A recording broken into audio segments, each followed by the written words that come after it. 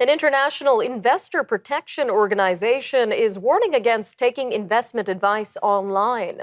The North American Securities Administrators Association is calling on investors to watch out for scams and frauds in the metaverse. The organization says investment opportunities, including virtual real estate, non-fungible tokens, and other fake investment offers, are being pitched on the internet. It also urges against taking any investment advice offered in the metaverse, especially when it comes to crypto and NFT investments.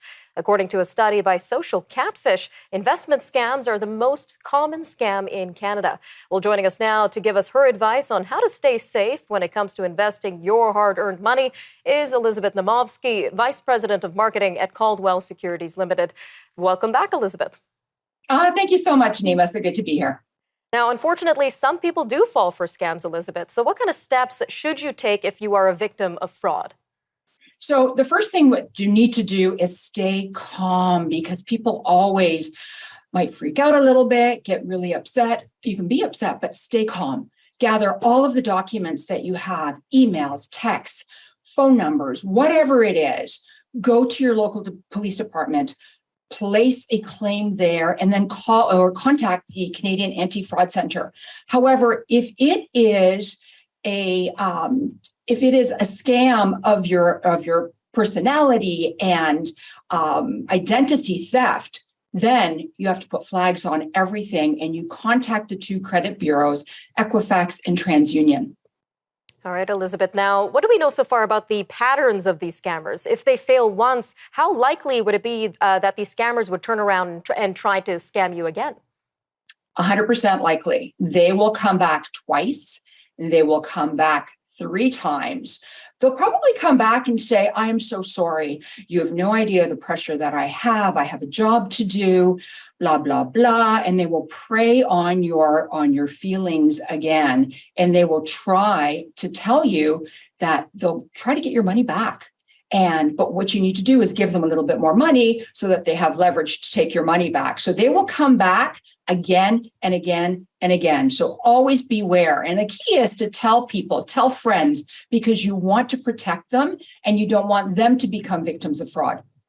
And we've all heard the phrase, do not talk to strangers, Elizabeth, but it has some weight, this motto for you in particular. So can you tell me a little bit more about that? Yes, of course. So as children, we were all told not to talk to strangers, and we kind of didn't.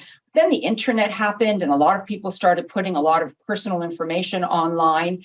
But we were always taught to keep that to ourselves, at least my generation, the generation before, maybe even the generation after.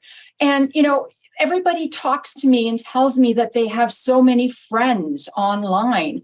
You don't know who these people are. You have no idea what they look like. You have not met them in person. So they really are not your friends. So don't talk to strangers. Don't give them any of your personal information. And if people call you up to try to get to know you, try to get to some of your personal information, hang up. It's not rude to hang up. And, you look at what's been happening right now with the COVID lockdowns. People are lonely. People are still lonely. Seniors are lonely as well. So if somebody calls up and is very friendly to them, they will open up. So we have to protect people that are going through mental health issues, and a lot of seniors and immigrants as well. So that's very important, not to talk to strangers.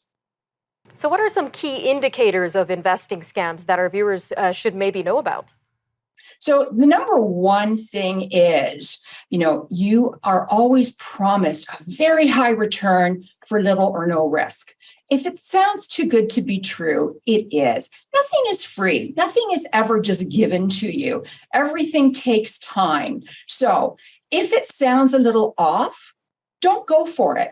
If they are asking you to pay for your investments with a credit card or with crypto, that you can't do that. That's illegal. You should always look up the source, whether it's an investment advisor, whether it's a firm. Go to the IIROC website, Investment Industry Regulatory Organization of Canada.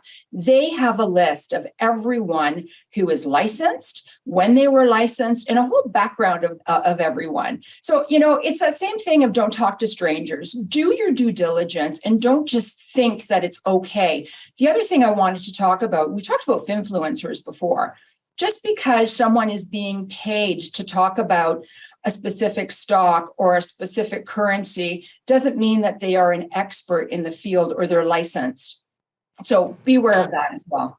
Some very important information there, Elizabeth. Thank you again for joining us today on Forum Daily. Thank you so much, Nima. Have a great day.